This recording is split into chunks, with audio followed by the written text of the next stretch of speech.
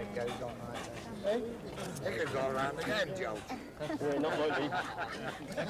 You'll never get anything like this. No, we'll never. If we win next week, we should retire him. He's done wonders to come back. He's had the injuries and that, and they're going to get the frost coming along and the hard ground. It'd be a shame for anything to go wrong with him. As far as I'm concerned, next week will be it. We ever see another dog like him? Never. This century or next. At Catford last month, a man threw himself in front of the dogs and succeeded in getting a race stopped. And here at Crayford, there was an equally bizarre incident in the 8th race of what had otherwise been a quiet Friday afternoon. We saw a man pull a golf club, this one in actual fact, from underneath his anorak as the hare came round off the last bend, leant across the track to try to dislodge the hare, unsuccessfully when we challenged him.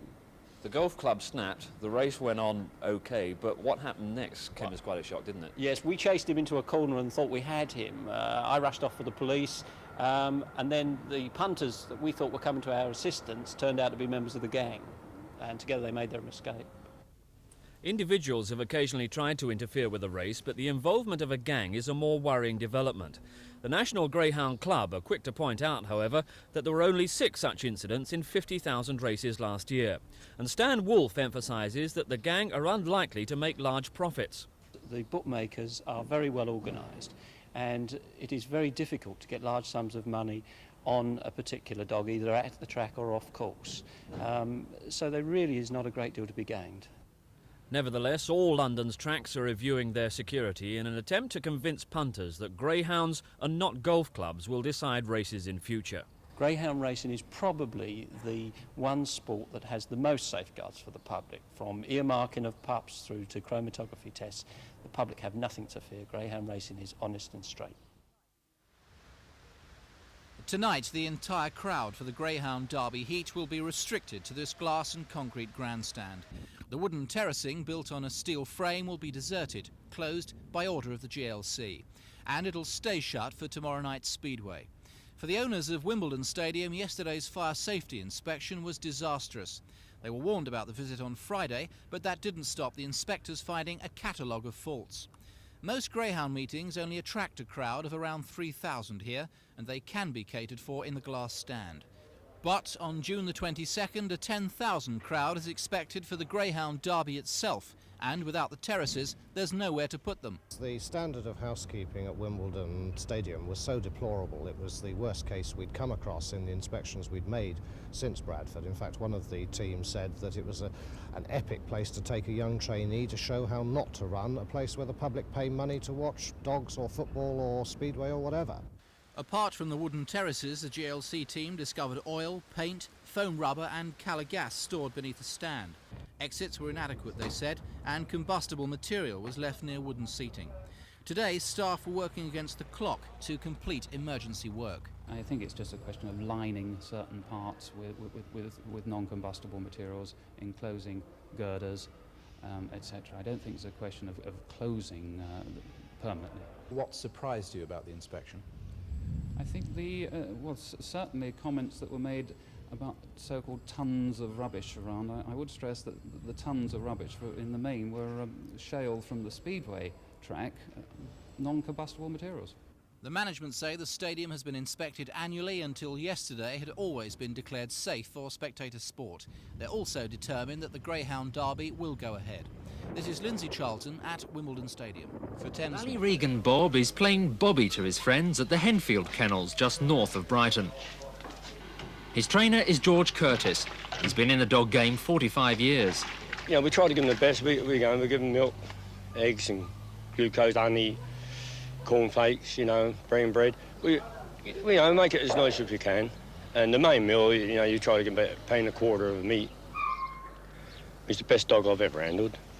And I think he's the best dog I've ever seen over 6 bends. I've never seen a better dog. I mean, he's broke, I think, 10 track records. And all the good dogs have had a go at, you know, every track in the country, like, and he's done a great feat, really, for me. And I don't think I've ever seen a better dog. And one of the 10-track records was set at White City. Win number 17 for Ballyregan Bob. He needs 20 to equal the British record. Owner Cliff Caveen paid £1,500 for him as a puppy. Now he's worth tens of thousands, racing and at stud. Not only does Cliff know a good buy, but he doesn't shirk a challenge either. This is Skirlow Champ, just missed out on the record Ballyregan Bob is after. You'd think they'd keep Bobby away from Skirlow until he'd beaten the record. Not a bit of it. The showdown is next week, when Ballyregan Bob bids to equal the record. And he's up against it. Skirlow's last in this race, run during the summer at Wembley, but look at the finish. And the roar goes up because he starts to motor down the back straight, and everything is in danger. Look at him, Skirlow Champ. He's blocked off there, but as he tries to get the Hot Primrose still holding the position. Western Prince still there, but here he comes. There he goes, Skirlow Champ. What a performance, bringing the roof down here at Wembley. So Skirlow's good, but at the Henfield Kennels, they're right behind Ballyregan Bob. He's got that star quality. You've got to have a good, strong heart, because, I mean, he can be a big dog, he can be a strong dog. When it comes to the crunch, I think he's got enough for everybody. Over the past 60 years, Harringay has been one of the capital's most popular greyhound stadiums. In its heyday, crowds of over 10,000 were commonplace. But those days are long gone, and tomorrow evening, greyhound fans will go to the dogs at Harringay for the very last time. In this age of spiralling property prices, Harringay has been sold off for a cool £12 million. The stadium, run down after years of neglect, will be demolished and replaced by a supermarket. It'll be a sad day for everyone involved with Harringay. It's extremely disappointed, not only for myself, but for the owners, the trainers, the people that work here, and the people that have supported the track over the years. It'll be a very sad day. Harringay has staged many memorable races. Only last year, the famous Ballyregan Bob was there to equal the world record for consecutive wins. That was certainly a night to remember. But where will the Harringay regulars go in the future? Hopefully they'll go to some of our other tracks, and Walthamstow and Hackney, but there'll be a lot of people that will just drop out of the sport entirely. Harringay is the third London track to be closed in 3 years. The famous White City was the first to go when the Greyhound Racing Association were paid £1.7 million to surrender their lease. Then there was Slough. The critics say it's a blatant case of asset stripping by the GRA, who've pocketed well over £20 million from the 3 closures. But some of that money has been reinvested at tracks like Wimbledon, providing some cause for optimism. Since some changes in regulations that our governing body has fought for, the sport is looking better and better. Very sadly, it's come too late for Harringay.